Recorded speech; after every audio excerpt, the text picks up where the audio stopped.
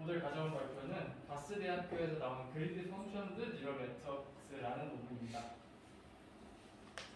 이 논문 저자분들 조금 분야를 조사를 해봤는데 애니메이션이랑 VR이랑 리인포스먼트 러닝이랑 HCI가 있는 걸 봐서 이게 게임에 들어가는 기술인 것 같아요. 그리고 실제로 적용되는 스터디 케이스 스터디도 게임에서 사용하는 로코모션 애니메이션을 케이스 스터디로 사용을 했더라고요. 이렇게 알고 계시면 좋을 것 같고, PMLR이라는 학회에 2021년에 나온 논문입니다. 순서는 논문대로 인트로덕션, 릴레이티드 워크, 메소드 익스피리언스 순서대로 진행을 하겠습니다. 일단 이 논문이 해결하고 싶어 하는 문제가 이거예요. 뉴럴 네트워크한테 간단하게 클래시피케이션을 시킨다고 하면 뉴럴 네트워크는 저렇게 10개의 클래스면 10개의 클래스를 바이너리 클래시피케이션 해주면 돼요. 근데 이게 1000개가 되고 10,000개가 되고 엄청나게 많아지면은 모델 하나가, 그러니까 함수 하나가 1000개의 바이너리 클래시피케이션을 해줘야 되는 거예요. 학습하기가 굉장히 어려워지겠죠. 파라미터가 많아져야 되거나. 그래서 함수 하나를 가지고는 어떤 되게 어려운 태스크는 충분하지 않다는 거예요. 예를 들어서 밑에 있는 4가지가 있는데 지오그래피 프레딕션, 그러니까 땅의 굴곡 같은 걸 프레딕션을 한다던가 페노틱 세그멘테이션을 한다던가 로코모션 애니메이션을 만든다던가 사람이 다니는 길을 예측하는 트래젝토리 프레딕션 같은 게 있습니다. 그래서 이 논문에서 주요 컨트리뷰션으로 제시를 한 거는 GFNN이라는 새로운 뉴럴 네트워크 구조를 수학적으로 정의를 했다는 점이 되겠고요. 그리고 그 GFNN의 컴퓨테이셔널 컴플렉시티를 분석을 했고, 그리고 다른 소프트웨어 모델들이랑 비교를 했다는 점이 되겠습니다.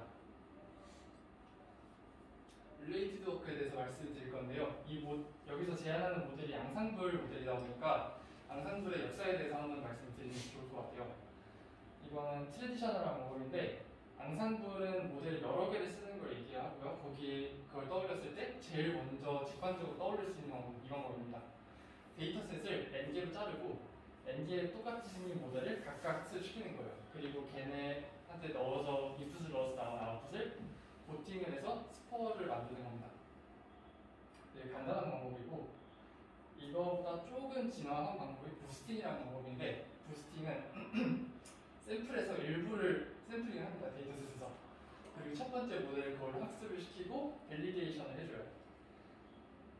그리고 그 다음에 거기에서 틀린 게 더 뽑힐 확률을 높게 해서 새로운 데이터셋을 샘플링을 하고 나머지 다른 하나의 모델을 트레이닝을 해줍니다. 그 방법을 n번 방법을 해서 n개의 모델을 만들고 걔네를 가지고 보팅을 해서 새로운 스코어를 만드는 방법이에요. 이 2가지 방법은 일단 딱 봐도 굉장히 윅한 러너들이에요. 얘네가 서로 연관이 어떻게 돼 있는지도 알 수가 없고 얘네가 제대로 학습을 하고 있는지도 알 수가 없어요. 일단 단점이 있고, 뉴럴 네트워크가 나오고 나서 앙상블 하면서 제일 많이 떠올리는 건 아마 컨볼루션을 뉴럴넷일 거예요. 컨볼루션을 뉴럴넷은 커널을 여러 개를 써서 그 각각의 커널이 서로 다른 걸 학습할 수 있도록 해주는 방법인데, 이거는 데이터를 가지고 그 커널을 만들기 때문에 그게 데이터에 대한 확실한 파라미터라는 거를 보증을 할 수가 있고 시각화도 할 수 있기 때문에 얘가 뭘 학습하고 있는지 확인을 할 수 있다는 장점이 있습니다. 그리고 여기 이 논문에서 얘기한 베리에이셔널 오토인코더도 앙상블 러닝으로 봤는데, 베리에이셔널 오토인코더는 저기 뮤랑 시그마 평균이랑 표준 편차를 만들어낼 때 하나만 만들지 않아요. 몇 차원으로 만듭니다. 그리고 그 차원 하나하나가 데이터의 분포를 각 다른 분포를 학습을 한다고 보는 거예요. 이것도 CNN이랑 마찬가지로 그 하나하나의 엘리멘트가 다른 걸 학습을 하고 그걸 가지고 비주얼라이제이션도 할 수 있기 때문에 CNN과 같은 장점을 가지고 있다고 할 수가 있습니다.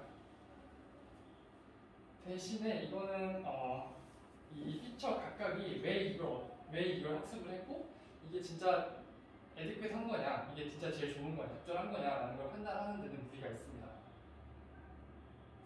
이런 문제들을 해결을 한 연구 중에 하나가 페이즈 펑션 뉴럴넷이라는 모델이에요.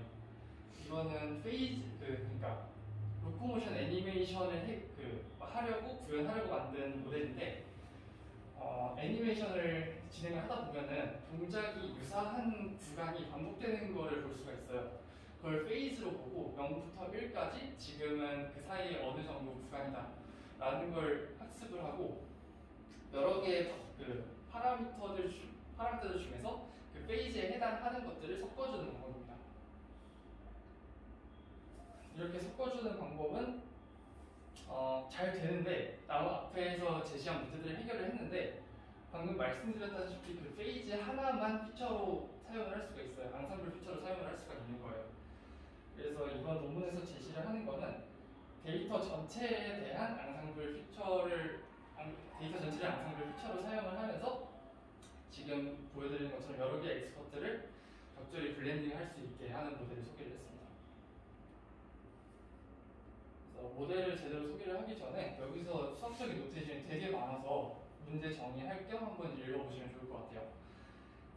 여기에서는 MLP를 예로 들었는데 MLP의 파라미터를 세타로 두고 인풋을 X로 뒀는데 그 레이어 하나하나에 들어가는 웨이트를 WI, BI로 표기를 했습니다. 그리고 인풋 데이터의 디멘전을 D2이라고 하고 아웃풋을 Dout이라고 얘기를 했어요. 이렇게 뒀을 때 우리가 찾아야 되는 거는 저렇게 세 개가 있어요. 세타를 찾는 거 일단 여러 개의 세타를 찾고 걔네를 어떻게 배치를 할지 예를 들어서 페이지 펑션 뉴럴넷은 일자로 배치를 했다고 생각하시면 되는 거고요. 그리고 그 중에 그 파라미터 엑스퍼트 중에 어디에서 선택을 할지 그러니까 그 가깝다는 적절한 파라미터를 어떻게 선택을 할지를 정해야 되고 선택된 엑스퍼트를 어떻게 합칠지 블렌딩을 할지를 생각을 해봐야 돼요. 그래서 그걸 해결한 구조가 저겁니다. 일단은 X랑 Y를 인풋이랑 아웃풋으로 가지고 있을 거고요. 그리고 K 차원의 엑스퍼트 스페이스를 만듭니다. 그러니까 저기 그림에서 보시면 4x4니까 총 16개의 엑스퍼트가 있는 거예요. 엑스퍼트는 그 모델에 대한 파라미터 셋이라고 생각을 하시면 돼요. 그리고 X를 어떤 네트워크를 통과시켜서 P를 만드는데 저 P가 엑스퍼트 사이에 어떤 좌표가 될 거예요. 저 좌표에서 가까운 엑스퍼트를 선택을 하게 될 거고요. 그리고 걔네를 적절히 섞어서 저 Psi라는 블렌딩된 파라미터를 만들어내게 됩니다. 이게 네트워크 구조의 전부예요. 되게 간단한데 여기서 블렌딩하는 부분을 좀 유심히 봐야 될 게 일단은 K-디멘전에서의 블렌딩이 돼야 될 거고요. 그렇게 봤을 때 저렇게 스캐터로 표현을 할 수가 있고 대신에 쟤네들이 파라미터를 그냥 하나를 선택을 해서 사용을 해버리게 되면은 그거는 그 앞에 트랜지셔널 앙상블 방법이랑 다를 게 없어지고 걔네를 섞어줘야 되는데 이런 식으로 리니어 인터폴레이션을 해서 저 사이에 있는 파라미터를 선택을 할 수가 있어요. 근데 이렇게 되면 이 파라미터랑 저 파라미터로 넘어가는 구간에서 꺾이기 때문에 모델의 동작이 부자연스러워진다는 단점이 있습니다. 그래서 나온 C1 컨티뉴어스 하다는 게 한 번 미분 가능하다는 뜻이에요. 그래서 C1 컨티뉴어스한 베지어 스플라인도 생각을 할 수가 있는데 저거는 보시다시피 파라미터 엑스퍼트의 특성을 충분히 반영을 하지 못할 거예요. 그래서 논문에서 제시한 방법이 큐빅 스플라인을 사용하는 방법입니다. 이 방법을 사용하면 모든 엑스퍼트의 특성을 반영을 하면서 부드럽게 연결을 해줄 수 있는 미분 가능한 함수가 되는 거예요. 그래서 식은 저렇게 생겼고 이제 사실 무한번 미분이 가능하기 때문에 한 번은 당연히 미분 가능하고 비교적 간단한 식을 통해서 엑스퍼트를 적절히 블렌딩을 해줄 수가 있습니다. 이제 실험 결과에 대해서 빠르게 말씀을 드릴게요.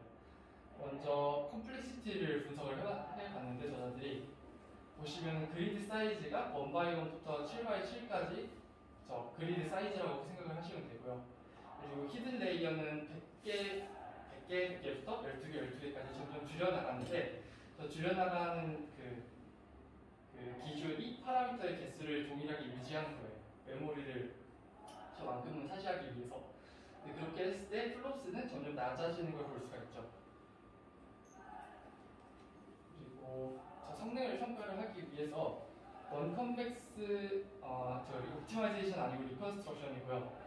루즈브로 펑션이랑 플레이 펑션이라는 저렇게 복잡하게 생긴 함수들을 리컨스트럭션 하는, 그러니까 리그레션 하는 실험을 해봤는데, 보시면은 그냥 MLP를 사용을 했을 때 메디안이랑 미랑 스탠다드 디비에이션이 엄청 크다는 걸 볼 수 있어요. 저게 에러거든요. 엄청 크다는 걸 볼 수 있고, 양상분을 했을 때 점점 에러가 작아지지는 않는데 아무튼 좋아지는 걸 볼 수가 있습니다. 그리고 에클레이 펑션을 봤을 때는 에러가 점점 낮아지는 것을 확인을 하실 수가 있고요. 그리고 그걸 시각화했을 때 양상분을 사용하지 않은 왼쪽에서 두 번째 MLP보다 점점 많은 엑스퍼트를 블렌딩을 했을 때 그 모양을 빠르게 따라잡는 것을 볼 수가 있습니다. 그리고 마지막으로 케이스 스터디로 쿼드러프티드 로코모션이라는 실험을 해봤는데, 저런 그러니까 손 발까지 해서 네 발을 가진 동물이 움직이는 거를 애니메이션을 만드는 거예요. 이렇게 했을 때 왼쪽 표부터 보시면은